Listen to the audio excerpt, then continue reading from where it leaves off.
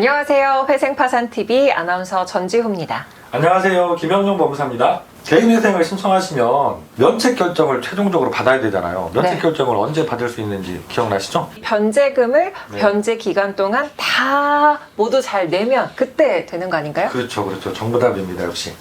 두 번째 질문은 네. 그러면은 변제 기간이 개인회생에서 몇 년이죠? 짧게는 3년, 그리고 네. 최장 5년? 역시 정답입니다. 근데 이 면책이라는 것이 말씀하신 것처럼 짧게 3년, 길게는 5년까지도 시간이 필요하잖아요. 그런데 이 기간이 너무 길다라고 생각하시는 분들이 계세요. 중간에 내가 면책을 좀 빨리 받는 방법이 없을까?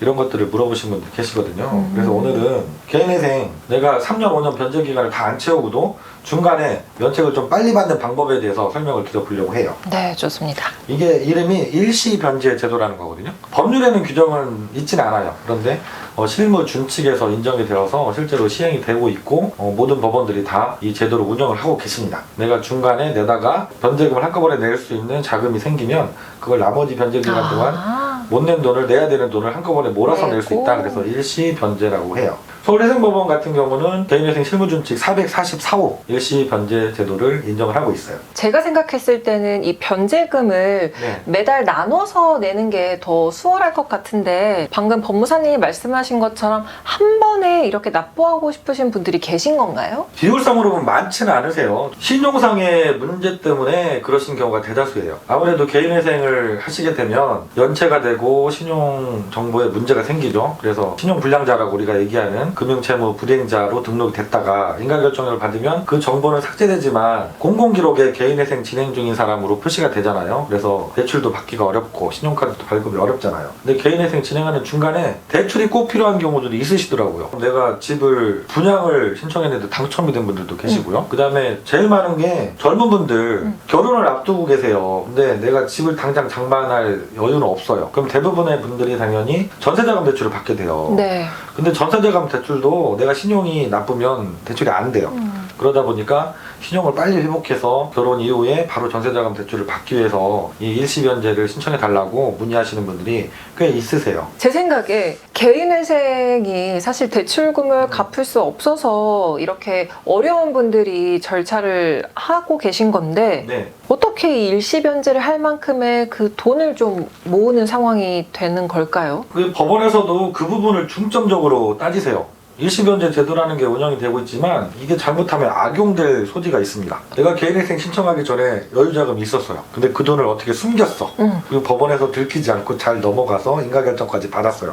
변제까지 받았어요. 네, 그랬더니 몇 달 안 돼가지고 법원에 일시변제를 신청하는 거예요. 그런 악용하는 사례들이 생길 수가 있죠. 그래서 법원에서도 도대체 이 일시 한꺼번에 돈을 어떻게 낼 수 있는지, 그 돈은 어떻게 마련한 건지 이걸 되게 꼼꼼하게 따지십니다. 당연히 그래야 되겠죠. 그래서 일시변제 신청을 하시면 법원에서 제일 중요하게 따지는 부분이 그 변제 자금을 어떻게 마련했느냐, 이걸 따지시죠. 본인이 뭐 숨겨놓은 돈을 가지고, 숨겨놓은 재산을 가지고 일시변제 자금으로 쓰겠다 하시는 분은 사실 없고요. 대부분의 경우가 오히려 상황이 더 어려워져서 변제금을 나가는 것도 너무 힘들어요. 그리고 이미 몇 달 연체를 하시는 분들도 계셨어요. 주변에 이제 부모님이나 가족들이 알고 도와주시는 경우가 대다수예요. 본인 돈으로 일시변제를 하시는 경우는 이런 경우 있어요. 연세가 좀 많으신 분들이 해당될 텐데 정년퇴임을 했거나 중간에 회사에서 퇴직을 하게 됐어요. 그랬더니 퇴직금이 좀 많이 나온 거예요. 그러면 그 퇴직금 나온 돈으로 일시변제 쓰겠다고 신청하시는 것도 가능하시고 실제로 그렇게도 신청을 하세요. 설명을 들어보니까 일시변제가 그냥 신청한다고 다 되는 건 아니잖아요. 네. 그럼 좀 주의해야 할 사항도 있을 것 같거든요. 변제 자금이 어떻게 마련됐는지 이걸 많이 따지신다고 그랬잖아요. 근데 내가 예를 들어서 개인회생을 진행한 이후에 소득이 많이 늘은 분도 계실 수 있어요. 아니면 내가 갑자기 재산이 생긴 분도 생길 수 있어요. 근데 이런 분들이 혹시 일시변제 신청을 하게 되면 법원에서 조사를 하시다가 소득이 늘어난 것, 재산이 늘어난 게 발각이 될 수 있습니다. 그렇게 되면 오히려 채권자 쪽에서 이건 소득이 늘었으니까, 재산이 늘었으니까 그만큼 더 내겨달라, 변제계약 변경 신청이라는 걸 할 수가 있어요. 그럼 오히려 혹되려고 일시변제 신청을 했다가 혹을 하나 더 붙이는 상황이 될 수도 있거든요. 그래서 내가 내 소득이 늘어난 경우, 내 재산이 늘어난 경우에는 일시변제 신청을 하시지 않는 게 좋으세요. 그럼 일시변제 신청을 하면 절차는 어떻게 이루어지나요? 신청인께서 법원에 일시변제 신청서를 제출을 하게 되면